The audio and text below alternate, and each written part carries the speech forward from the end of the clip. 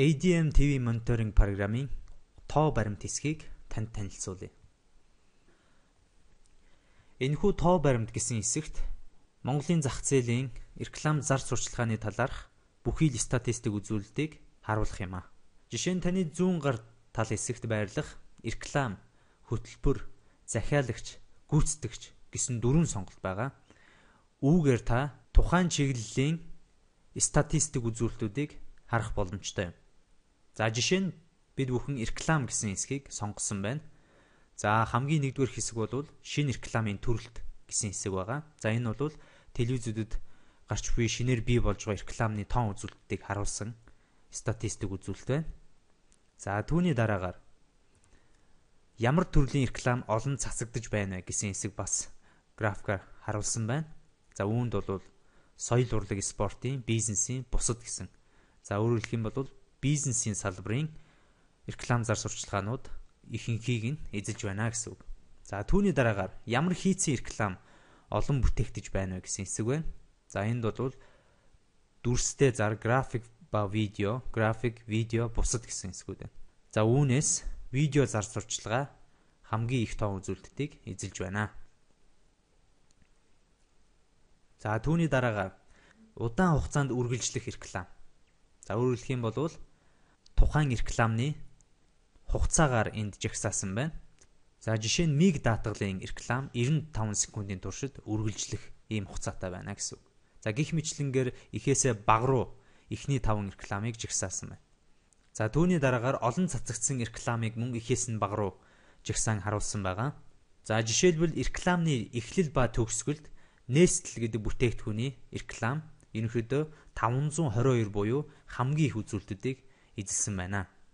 За гих мэтлэнгээр доошо эхний 10 компани рекламыг цацалтын давтамжаар нь жагсаан харуулсан байна.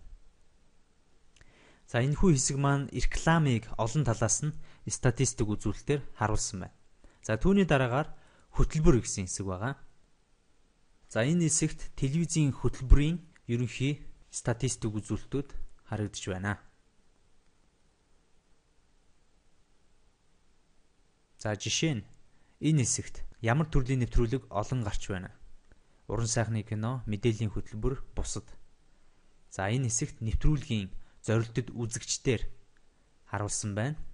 За харин энэ хэсэгт кинон дундуур цацагдж буй рекламны тоогоор эхний 20 киног харуулсан байна.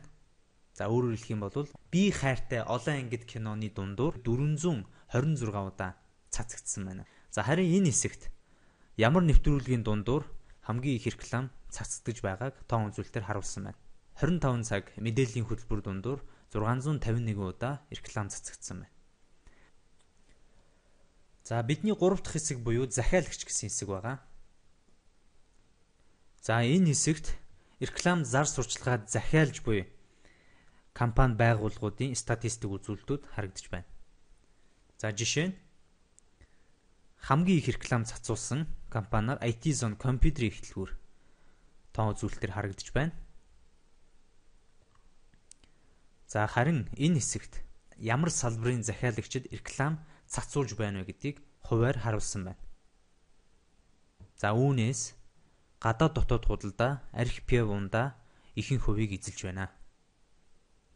За харин үүний дор реклама олон телевизээр зэрэг цацуулж буй захиалагчдыг тоон үзүүлэлтээр нь жагсаасан байна. За жишээ нь MCS Coca-Cola компани энэхүү жагсаалтыг тэргүүлж байна.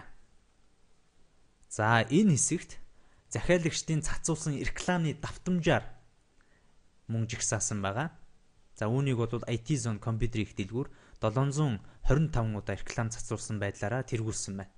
За энэхүү мэдээлэл маань байнга тухайн компани рекламын цацалтаас болж байнга өөрчлөгдөж, шинжлэгдэж байх болно. Хэрвээ та тухайн компани талаарх илүү дэлгэрэнгүй мэдээллийг авахыг хүсвэл тухайн компани дээр дарах юм.